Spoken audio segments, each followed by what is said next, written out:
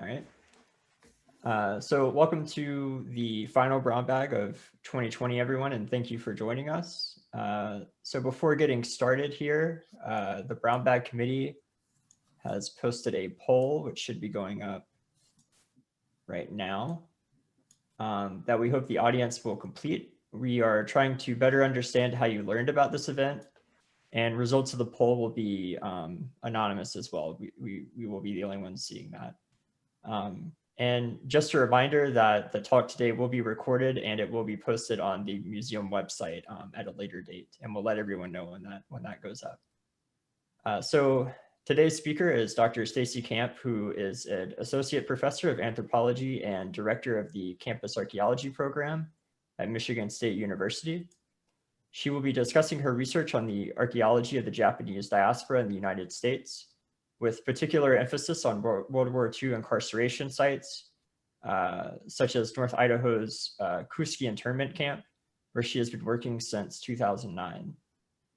In the second section of her talk, Dr. Camp will consider future directions of interdisciplinary and extra-site archaeological research on the Japanese diaspora in the United States, including the digitization and dissemination of data. We will also conclude with a brief Q&A where audience members may post questions in the chat for Dr. Camp to answer. And with that, I will now turn it over to her. Great, thank you to the University of Michigan's Museum of Anthropological Archaeology for inviting me here today to talk about my research. And I'm just gonna preface this talk by saying I apologize in advance if there's screaming children. There's 3 of them in my house remote schooling right now. So hopefully they can keep it down a little bit. So I wanted to start my talk out by going over how I arrived at this research project. And this is an outline of my talk. A lot of this is new, so I hope I don't sound too rambling, and I really appreciate any feedback. I see a number of familiar faces in this group today, so I'm excited to get feedback from you all, either via email or question and answer at the end of this talk. So. One of the central themes of my talk today is how important collaboration and standardization of data is essential to the interpretive potential and growth of what is a fairly new field of research, which is the study of the archaeology of the Japanese diaspora in the United States. I also think it's really important to acknowledge scholarly and philosophical origins of projects, because my work and thinking is the product of so many people, many of whom are actually here today. So thank you for coming. So I hope you will bear with me as I go through sort of this history as to where I see the field of Japanese diaspora archaeology in the US heading and how I've arrived there. And I do promise I will get to some archaeology at the end of this talk, so thank you for being patient with me. So from 2003 to 2009, I was a PhD student at Stanford University, and while I was there, I had the fantastic opportunity to work with Dr. Barb Voss, who had adopted an orphaned archaeological collection associated with San Jose, California's Market Street, Chinatown. Orphaned archaeological collections are collections that have been excavated in the past, but neglected in a variety of ways. Often they don't actually have a home. They've been living in someone's garage or storage shed in the backyard. The Market Street Chinatown assemblage had been excavated by a small cultural resource management firm in the 1980s, while construction was taking place at the site of the former Chinese migrant community. But the collection had never been thoroughly analyzed or documented in a systematic manner. Barb brought the collection to Stanford and had students begin to assess the provenience and research potential of the collection. For those of you who are not archaeologists here today, provenience refers to the context in which the artifact was originally deposited and then recovered by an archaeologist. Provenience information can include where the artifact was found at the site, when it was excavated, how far down in the ground it was found, and who excavated it. This experience of attempting to reconstruct an artifact's provenience from the Market Street Chinatown's various 1980s field notes and difficult to read artifact bags and labels was very humbling. It made me realize just how important it is to clarify every single thing you do when you're in the field, and how important it is to write up and disseminate your data in multiple places. Barb also collaborated with the descendant community members to interpret the collection and to identify research questions that would be of interest to them. She wrote annual reports updating the descendant communities and the scholarly communities on the work she had conducted to date, and this research continues today. At the time I was working on this project, I hadn't really thought about the significance of collections-related research, which sounds incredibly naive, especially since later in my career I went on to oversee a federal archaeological repository. In fact, at the time I hadn't really even heard of the term orphan archaeological collection. This project opened up my eyes to not only the challenges of orphan and neglected archaeological collections, but also to two other topics that would influence the trajectory of my career and some of the issues that I wanted to talk about today. And these issues include, first, that migrant sites have different trash and waste disposal processes than sites previously examined in historical archaeology. In more traditional forms of historical archaeology, excavations often involve a household with a privy or trash deposit directly tied to one or several of identifiable families. This was not the case at the Market Street Chinatown, where trash was disposed of in communal locations comprised of mixed deposits. So in other words, people threw their trash out in places that were central to the community, and often that the trash got mixed, meaning that an individual or a household's trash would be associated with a business's or restaurant's trash. So Barb ended up writing an excellent article in 2008 talking about these archaeologically unorthodox practices and deposits. She writes that trash was placed, quote, in a community dump in many Chinese migrant communities far from the residential area of the settlement as a public relations strategy to counter perception that Chinese immigrants were unclean, end quote. For this reason, Barb critiqued historical archaeologists' focus on the household as, quote, a primary unit of analysis in historical archaeology, especially in studies of 19th and early 20th century residential sites, end quote. She advocated for a broader, more inclusive approach to site selection because, quote, the household association standard does not seem to work across color or class lines, end quote. Second, this project led me to also rethink the site as a sole foci of archaeological research. Because provenience and contextual information was lacking from some of the artifacts recovered from the Market Street Chinatown, comparative research across Chinatowns, across sites, and at the community rather than household level became central to this project. So the second project that I'll be talking about today is one where I'm the lead investigator, and that's the Koski Internment Camp Archaeological Project. In 2008, I was hired as a tenure-track faculty member at the University of Idaho, where Dr. Priscilla Wagers worked.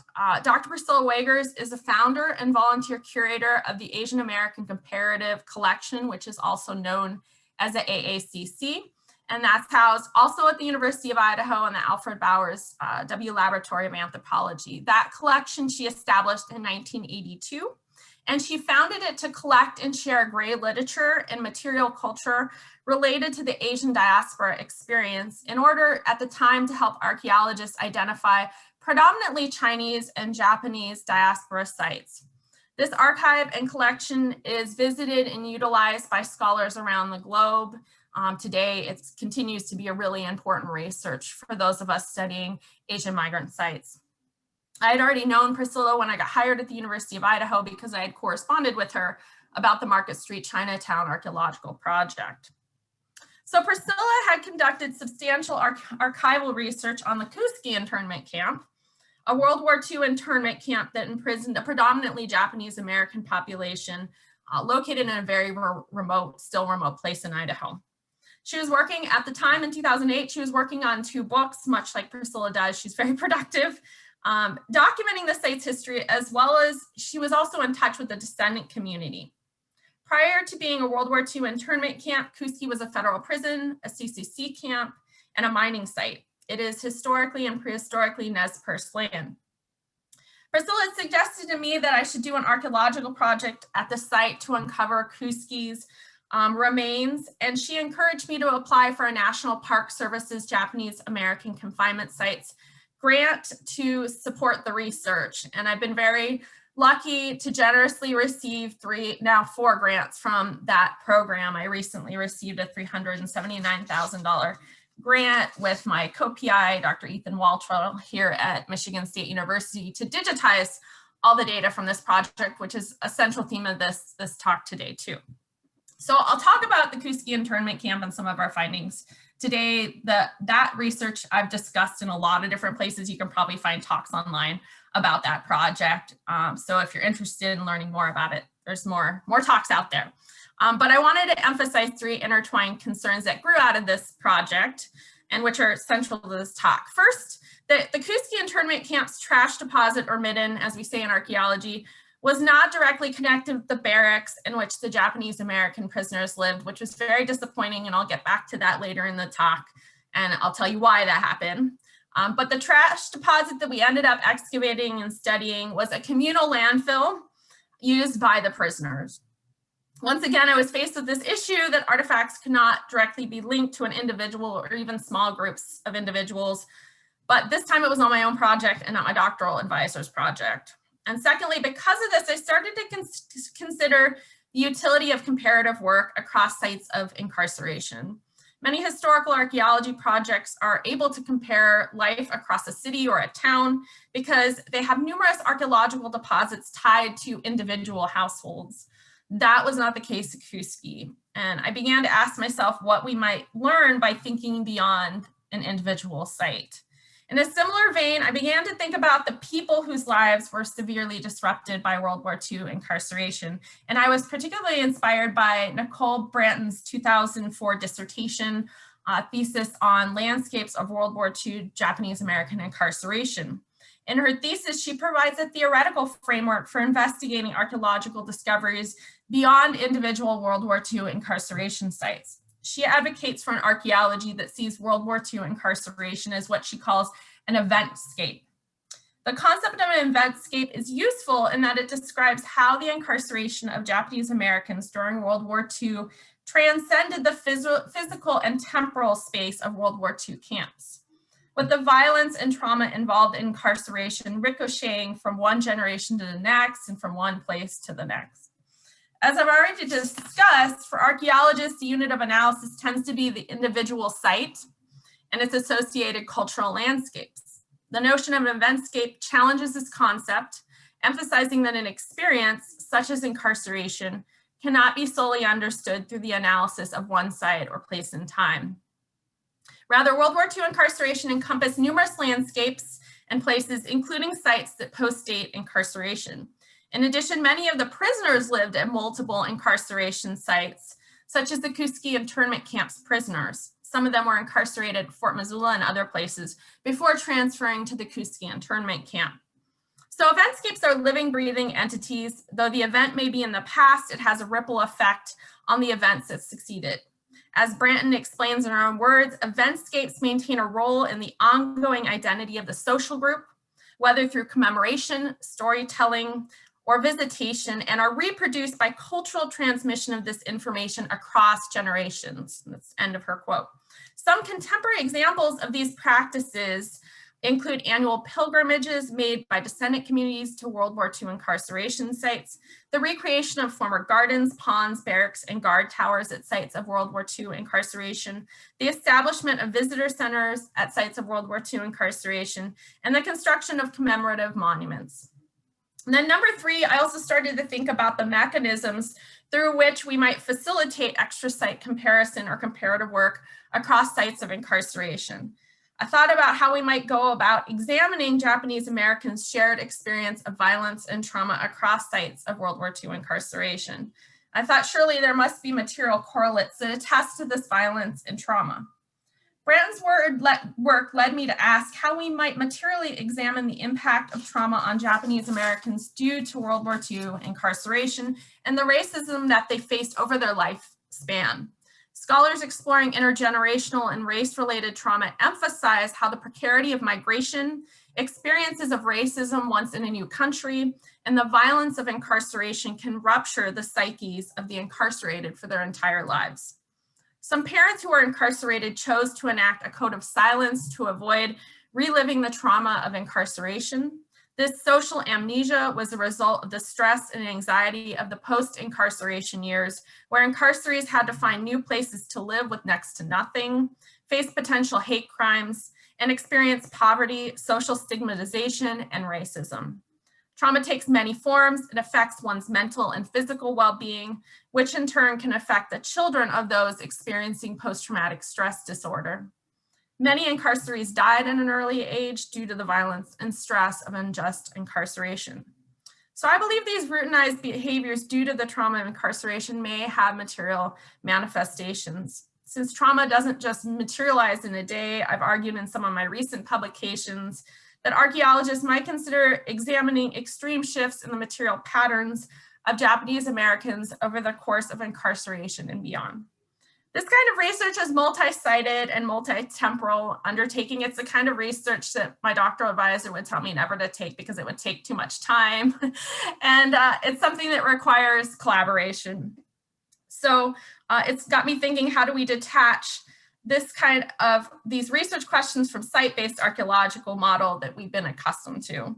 This work could provide timely insight into how incarceration and racism transforms migrants' material, physical, and emotional lives. So that leads me to the third project related to the talk. And I've had people tell me I have too many projects, and that's probably true, but this is another project, which is my second ongoing project related to the archaeology of the Japanese diaspora in the United States. This project began when I started to try to figure out what pre- and post-World War II sites associated with the Japanese diaspora in the United States had been excavated by archaeologists. I wanted to reconstruct the material lives of Japanese Americans prior to and after World War II incarceration. I wanted to see what products they were consuming prior to incarceration to better understand what goods may have been provided to incarcerees at internment camps and what goods prisoners may have brought with them to incarceration sites. So in the process of trying to locate hard-to-find unpublished site reports and gray literature on the archaeology of pre- and post-World War II Japanese American communities, I discovered that there had been a substantial excavation of a Japanese American community in Santa Barbara, California, starting in the 1960s. There were a couple of citations and references to it. So I tracked down what I could. I found a few very brief descriptions of the collection. And I contacted archaeologist Mike Imwall at the El Presidio de Santa Barbara State Historic Park. And after talking with Mike, who was really, really helpful and excited that someone was interested in this collection, I learned that the collection associated with the Japanese American community at Santa Barbara had never been fully cataloged or written up. I visited the Presidio in 2018 and 19 to examine the collection and decided that I would try to work on getting it cataloged and analyzed, since it could address the broader question of how Japanese Americans' lives transformed over the course of World War II incarceration. I brought in a collaborator, Koji Lau Ozawa, who is here today, and I'm glad he's here, who's finishing his PhD at Stanford. Koji had been working at Gila River War Relocation Center for both his MA and now his PhD, and he's also a member of the descendant community.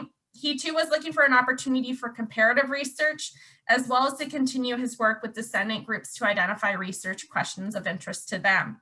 He was able to get a grant to work extensively on the collections in the summer of 2019, which included working with the descendant community and stakeholder groups and trying to reconstruct the context of these collections. I joined Koji during the summer of 2019 for, I think, about a week, so that we could strategize on how to document, preserve, study, and disseminate this data set. So that takes me to how I ended up working on what we call legacy archaeological collection. Legacy archaeological collections are different than orphan archaeological collections in that they are generally usually protected in some sort of archaeological repository or storage facility. However, like orphan archaeological collections, legacy collections are often under-researched, under-published, and may share similar contextual issues with orphan collections. The collection housed at the Presidio is from what is known as Nihon Manchi, a term that is used to refer to a historic Japanese community. Japanese migrants settled in the Presidio beginning in 1904. The community expanded from one Japanese migrant in 1904 to 33 Japanese residents in 1910. By 1923, approximately 210 Japanese American residents lived at the former site of the Presidio. Over the course of its occupation, the community had a Buddhist temple, a hotel, a Christian church, and a grocery store. On February 19, 1942, President Franklin D. Roosevelt issued Executive Order 9066, which authorized the incarceration of individuals of Japanese ethnicity, which included 120,000 people, 2/3 of whom were legal American citizens. And then the community was forced into incarceration sites at Minidoka, Manzanar, and Gila River. And Gila River is one of the many reasons that Koji is involved in this project. By the mid-1960s, the community had been demolished. In 1965, the Santa Barbara Trust for Historic Preservation obtained the rights to the land to study the history of the city's Spanish colonial Presidio. Archaeological work at the Presidio in the 1960s was therefore centered on reconstructing the Presidio and identifying material culture associated with the Spanish colonial period of occupation. When archaeologists working at the Presidio encountered material culture from Nihon Machi, they set it aside and from what we've been able to tell, saved some of it in artifact bags and boxes. However, given that preservation laws protecting historic sites were in their infancy in the 1960s, it's not surprising that the data was ignored or neglected, as some of the material culture may have been a little over 20 years old at the time of excavation. As Koji has written elsewhere, reconstructing the provenience of the collection has been challenging, and he's done the majority of this work.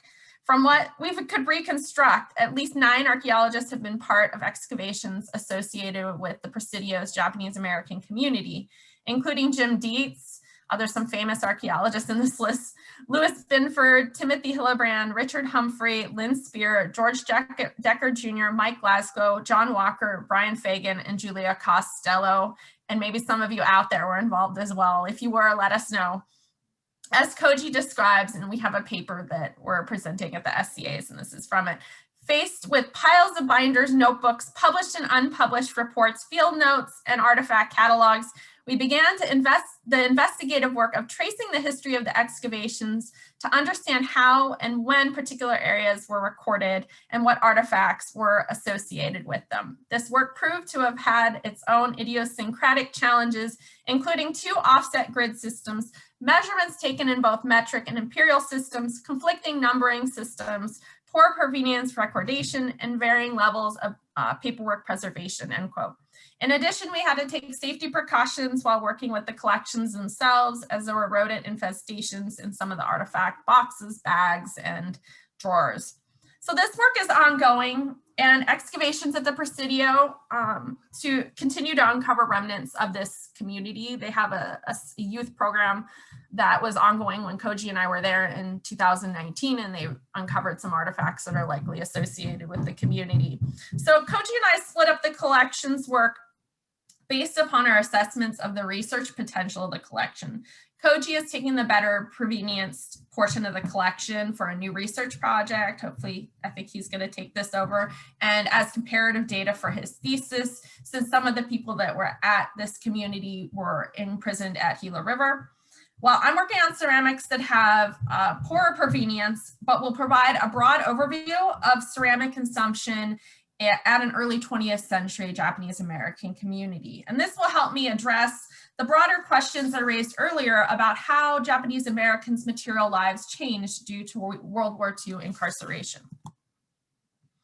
Okay, so now I'm going to talk briefly about how we might operationalize comparative work across sites like Koski and the Presidio.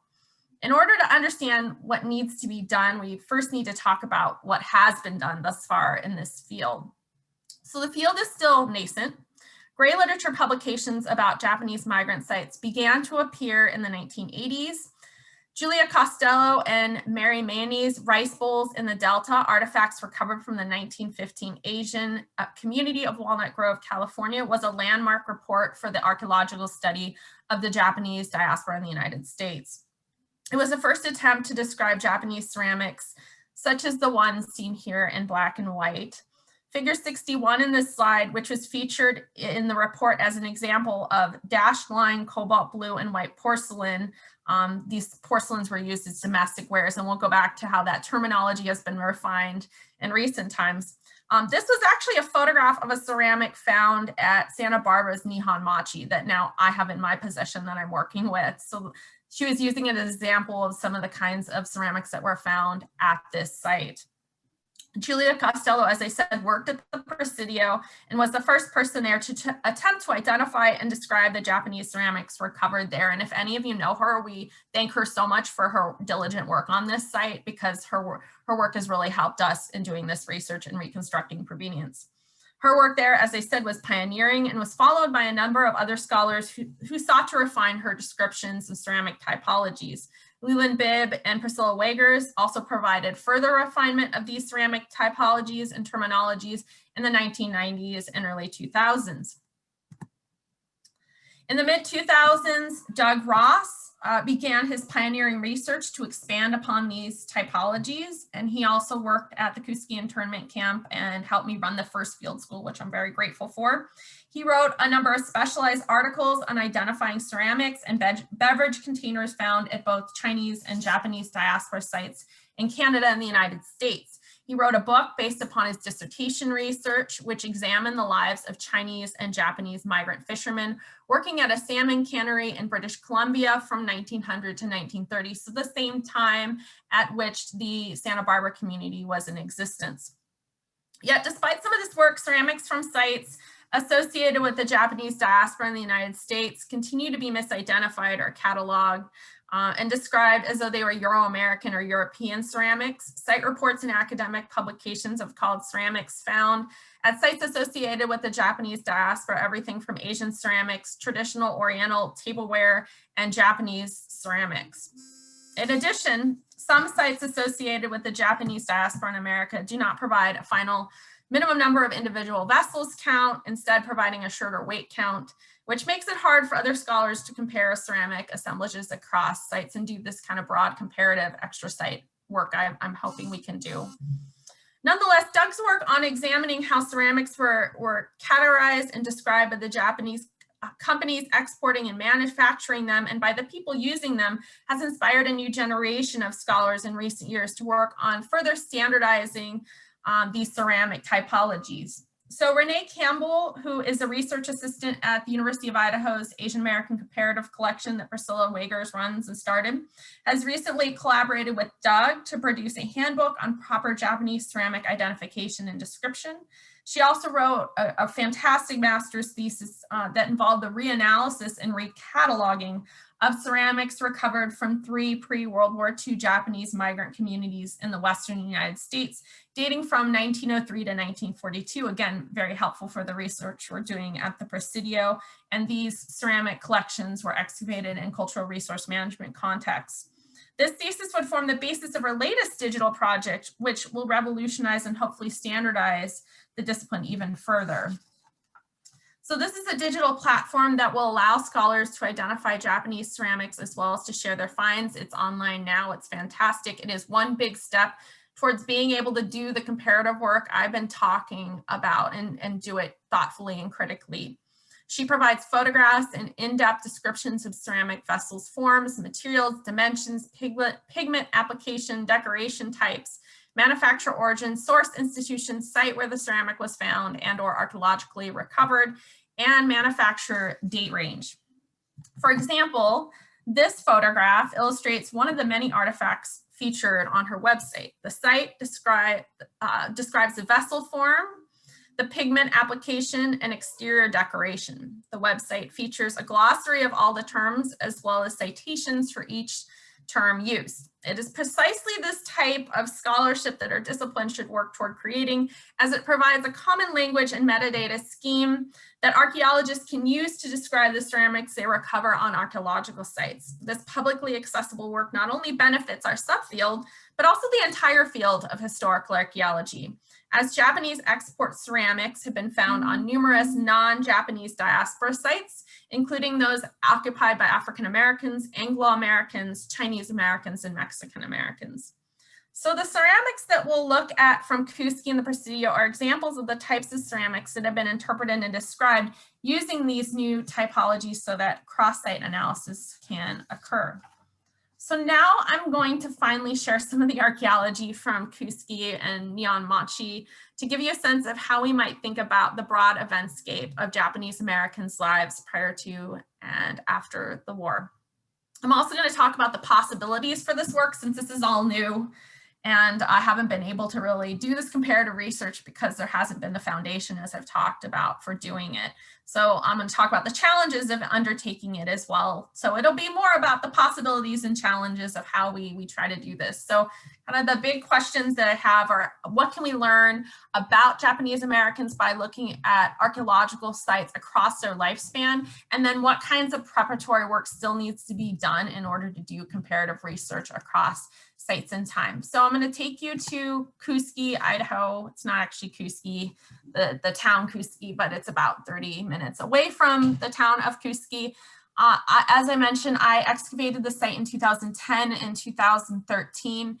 The first summer was focused on figuring out if we could find artifacts associated with the prisoner barracks.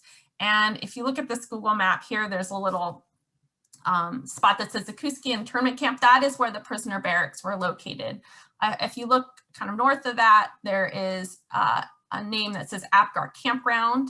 This land is now Clearwater National Forest, so it's U.S. Forest Service land, and this is a popular campground that a lot of locals like to go to in the summer. Apgar Campground is the former location of where the prison officials lived, and we were able to do some survey there and remote sensing, but we didn't do extensive research there. And I'm not going to go into the details of that, but essentially a lot of the archaeological deposits associated with the prison officials' housing are not there. They're not located on that landscape. So we focused our attention in 2010 on the barracks, which is right here at the Koski internment camp location.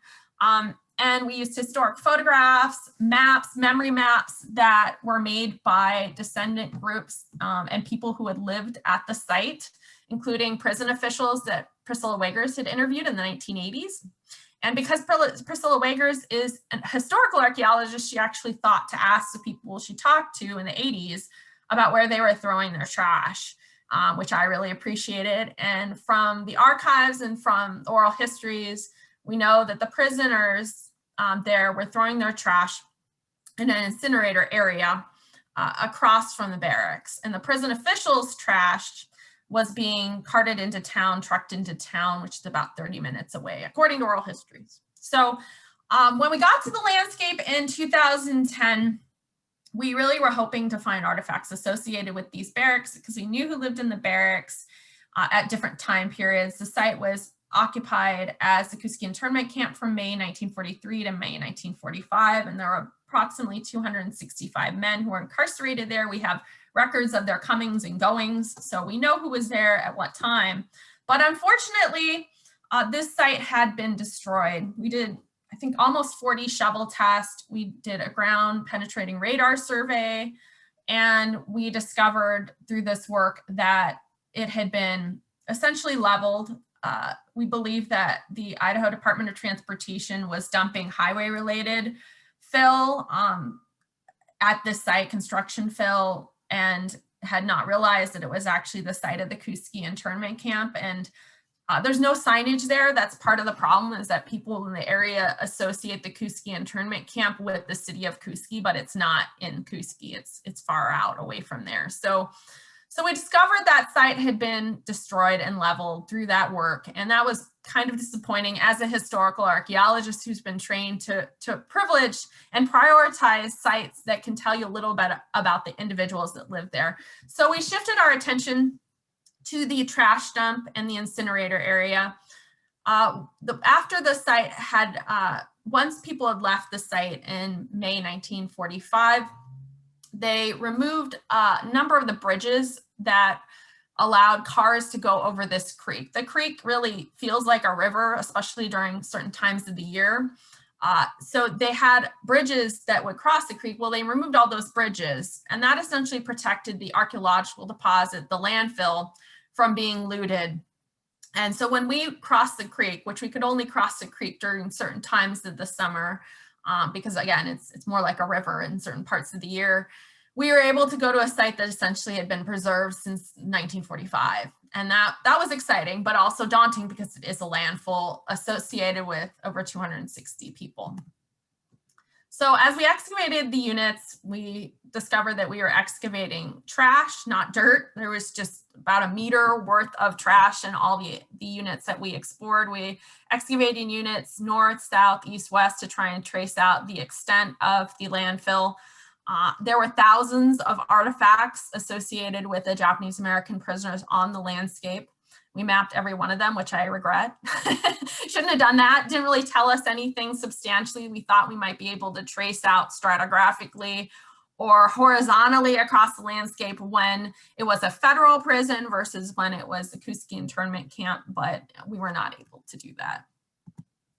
So what did we find, and how might comparative work help us understand these finds better? Well, we found a lot of gaming artifacts, and I had recognized some of these gaming artifacts because I had seen go pieces, which are these little circular pieces down in the photograph here.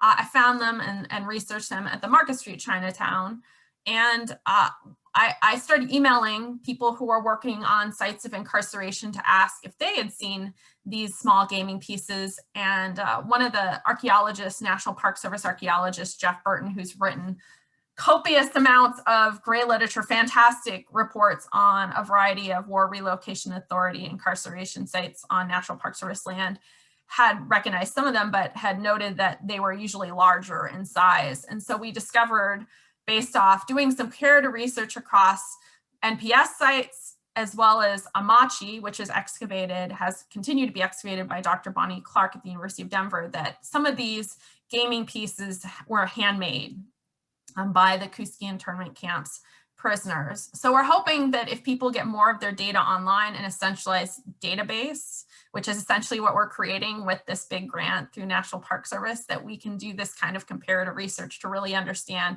how people live differently at different incarceration sites.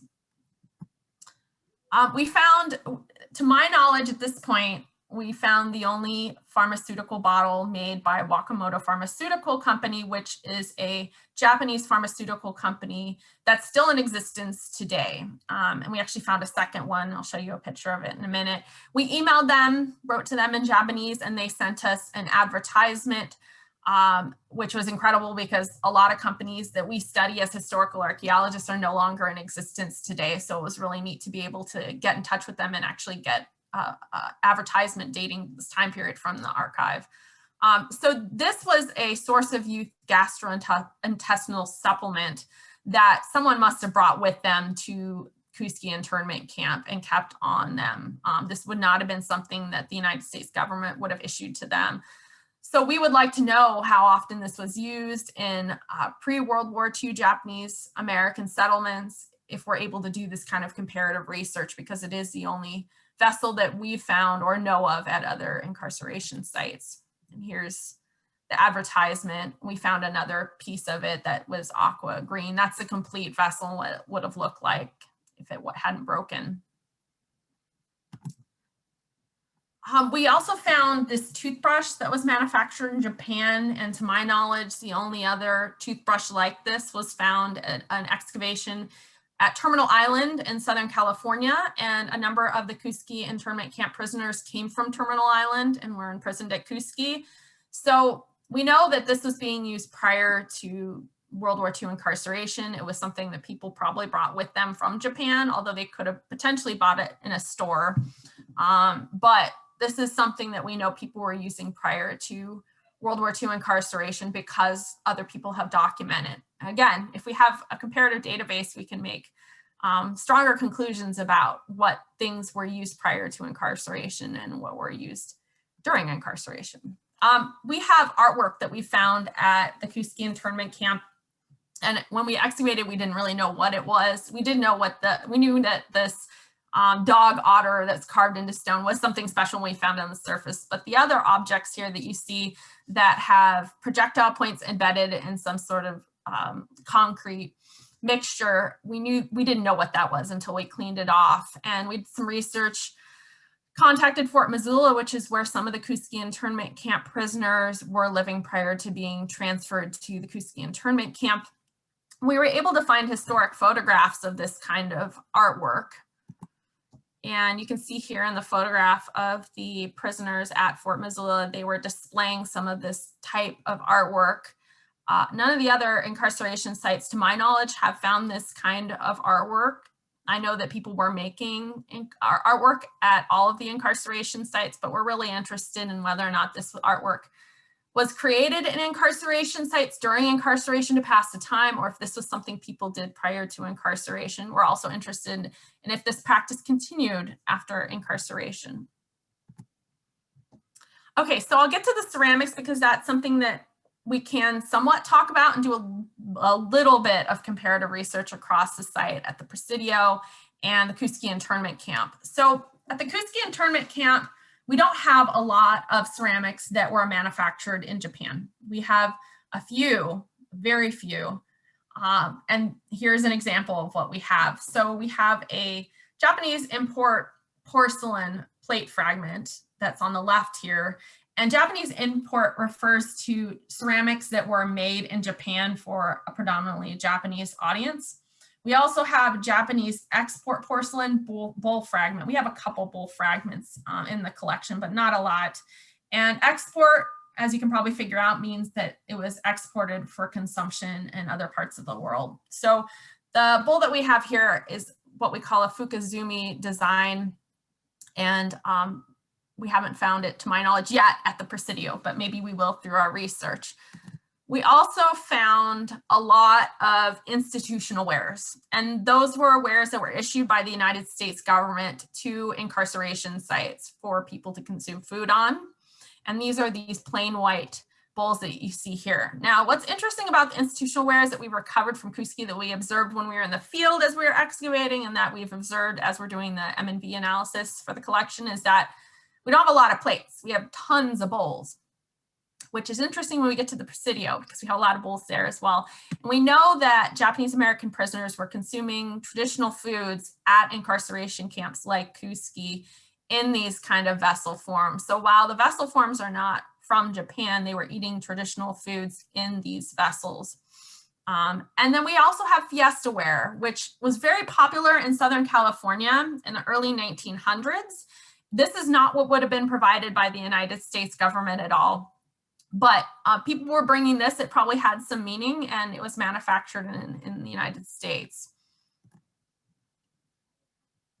And then finally, one of the most interesting ceramics that we found at the Koski internment camp that we haven't yet identified at the Presidio, but again, our research is very, very preliminary, is an amazing vase that dates the late 1800s to about 1921. That's from Japan. Someone must have brought this with them to the incarceration facility at Koski, and it must have been something very special. It would have been pretty delicate, and it's hard to even imagine or fathom someone bringing this with them on a train, on a bus, across the country, essentially, but it must have been something special, like an heirloom. So it has a clay dragon relief over this porcelain vase, and so this must have been pretty special.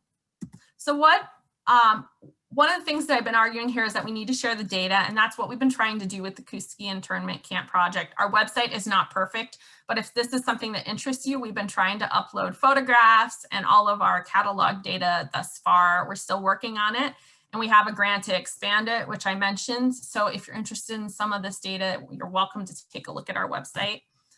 All right, so what do we have at the Presidio? Well, this is really, really preliminary, as I said, but so far the things that I'm looking at, which don't have as great a provenience as the objects that Koji's looking at, are lots and lots of Katagami domestic wares. And I don't have any Katagami domestic wares at from the Koski internment camp collection.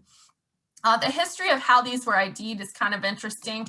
And just goes to show how the field, the subdiscipline, has evolved. They originally were called dashed line by Costello and Marini, and then they were later called transfer ware prints, and now we know that they're Katagami ware, which is essentially a stencil that's put over the vessel to create this blue and cobalt, or I guess cobalt and white design here that you see, and you can actually see where the stencil begins and ends.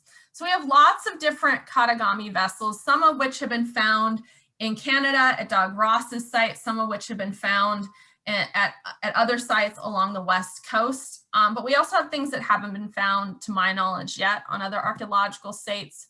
And we're hoping to add these to Renee Campbell's website so that other people can start to do this kind of comparative research. This is one of the vessels that, to my knowledge, has yet to be found at other sites in the United States and Canada. And that's the interior of it. And here's another example of a Katagami vessel that has yet to be found at other archaeological sites, to my knowledge. Hopefully, if you found them, please let me know. And again, these are domestic wares, so they're daily wares that people would have used. They could have been used in the hotel at the Presidio. It could have been used in the Buddhist temple. And here's an example of some of the teacups. This teacup has been found at Doug Ross's site and was used in Canada, apparently. And here's the base of it. All right, so I have a couple minutes. I want to talk about what's next. And again, I know a lot of this is preliminary, so I appreciate any feedback. So how do we study these sites? How do we do this kind of cross-comparative work and actually say something meaningful? Because I know I am not there with my research yet. Well, one is putting all of this data online. And that's really important for us to do a synthesis of data from World War II Japanese American incarceration sites. Second is a mapping of global circulation of goods in incarceration and POW camps. So I would like to really know how other incarceration sites during World War II treated their prisoners, like the Italian sites that we have in the United States and the German sites. What kinds of goods were they consuming? And there's archaeologists who've studied this in Canada and the United States, but that data has yet to be put online. So I'd like to do a comparative approach on how people were treated in different incarceration settings. And then I think looking at historic photographs of Japanese migrant communities in the West, in Canada, prior to incarceration and then after incarceration will also help us reconstruct what kinds of goods people were consuming and how their material lives changed. And then finally, transnational work, and I know Koji has been working on that, but transnational work to understand how people's lives were in Japan before they migrated is really essential to kind of getting this broad picture of how people's lives changed over the course of incarceration. So I'm right at the 45-minute and I want to leave time for questions. So thank you so much for listening. And if you have any questions, feel free to email me too if you don't get to them today. Well, thank you so much. And so now we'll be moving into the Q&A portion. So we can do this, you can do it one of two ways. You can either post your question in the chat.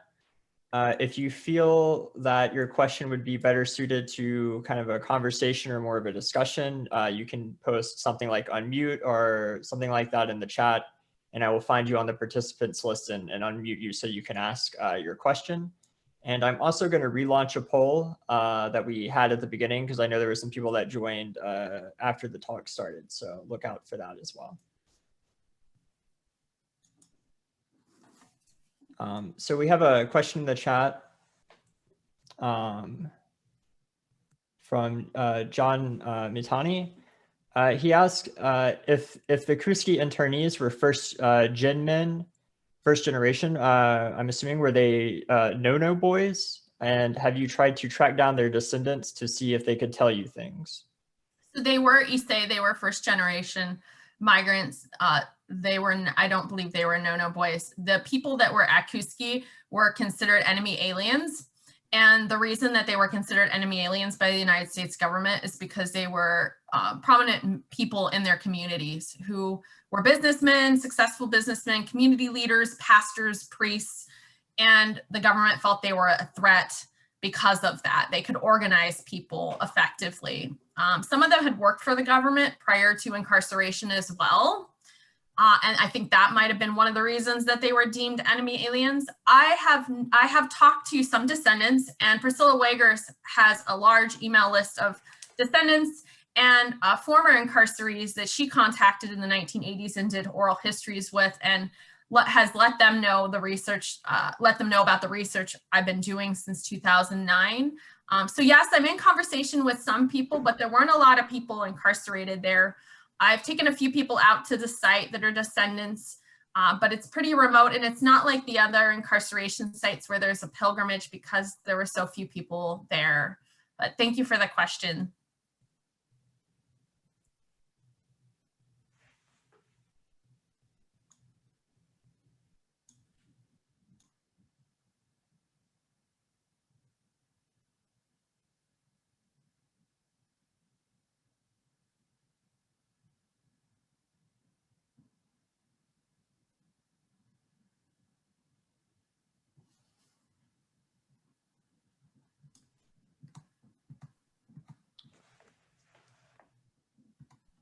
a couple of minutes to see if anyone else posts another one.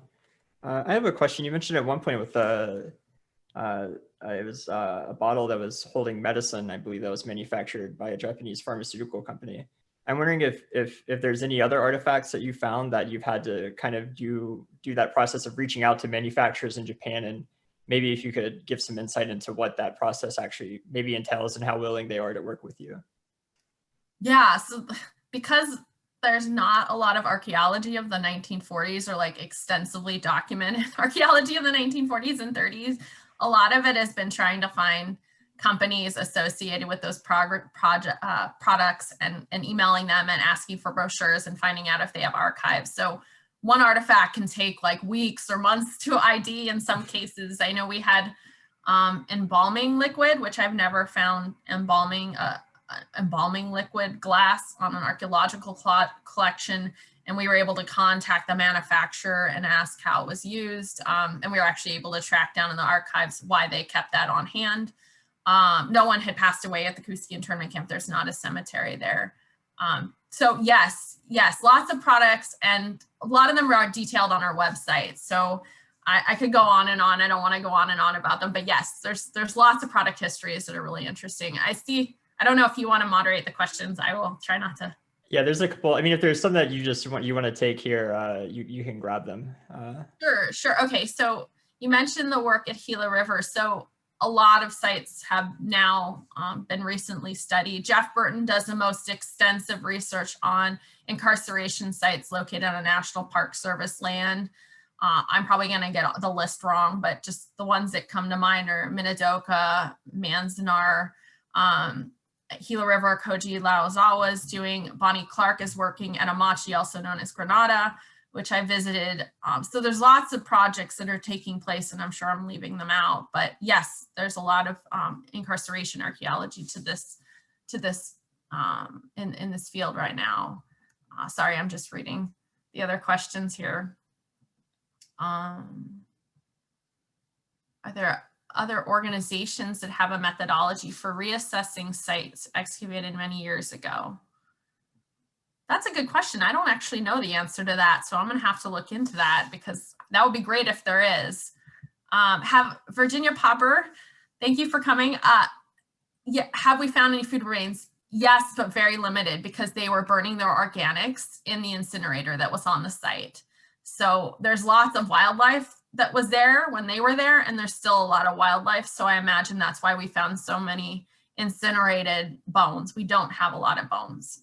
We did recover some botanicals, but they haven't been analyzed yet. I'm just going to scroll down. Possible human remains. We have not found any human remains. We don't expect to find any human remains. The reason that we found the embalming glass was because they prepared in the event that someone passed away. So the people at the Koski internment camp were building parts of US Highway 12, which takes people from Idaho to Montana. And they were actually handling, like they were supposed to, they were handling dynamite, they were around fuel and explosives. They were doing really dangerous work. And these were older men, the majority of them were older. So they were preparing for something to happen to someone. And that's why they kept it on hand. And Koski's really remote, so there wasn't someone that was close that could embalm or take care of human remains. They would have to travel maybe an hour, and in the winter, that road, even at that time, it was much more rural, so it would have been difficult to get someone to deal with human remains if someone passed away. So that's why they had that there. But no one has passed away to our knowledge or been buried on the site. Koji asked about the access to medicine. And yeah, several medicine bottles at the El Presidio. I need to talk to you about this.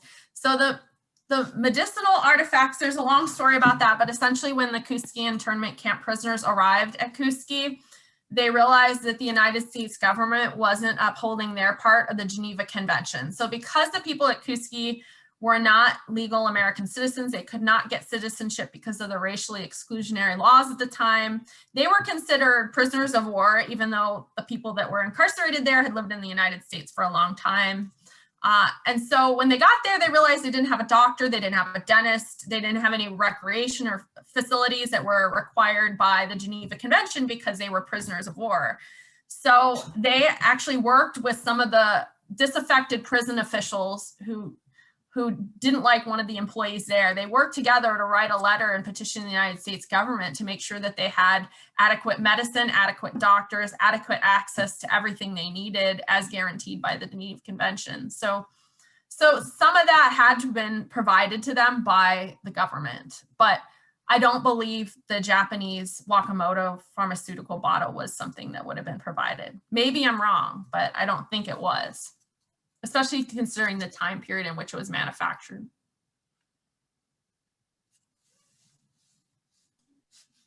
Awesome. So maybe we'll give it just one more minute and see if there's any kind of last minute questions that roll in, and if not, we can wrap up here.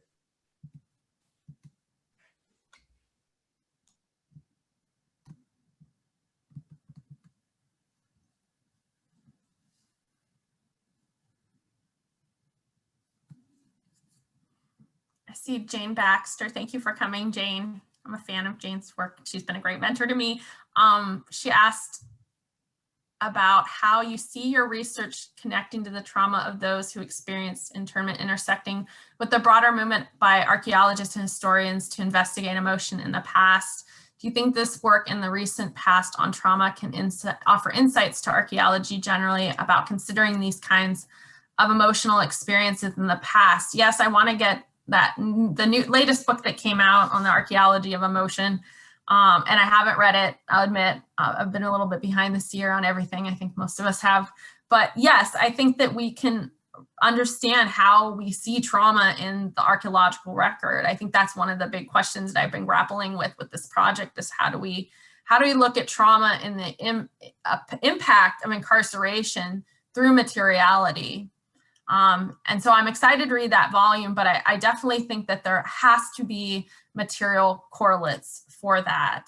I've been working on a new project on COVID artwork in my suburb with a number of collaborators across the world. And that's one of the big questions we're grappling with, is how do you look at trauma and the material correlates of trauma and heritage? So yes, I do. I know that's not a very thoughtful answer because I'm a little tired today with my kids, but yes, absolutely. I think there's a lot that we can offer to this area of research, and it's a very interdisciplinary area of research. I've been surprised at how many different disciplines like geography have been grappling with this question of how do you see trauma in the material world and on landscapes. Awesome. Well, I think we can start wrapping up. Thank you so much for this great presentation, and then also thank you to everyone that participated in the Q&A for these great questions. And sorry. Yeah, just make sure to stay tuned for information concerning our presentations for next semester, as well as the speaker series that will be coming up beginning next semester as well. And thank you everyone for coming out.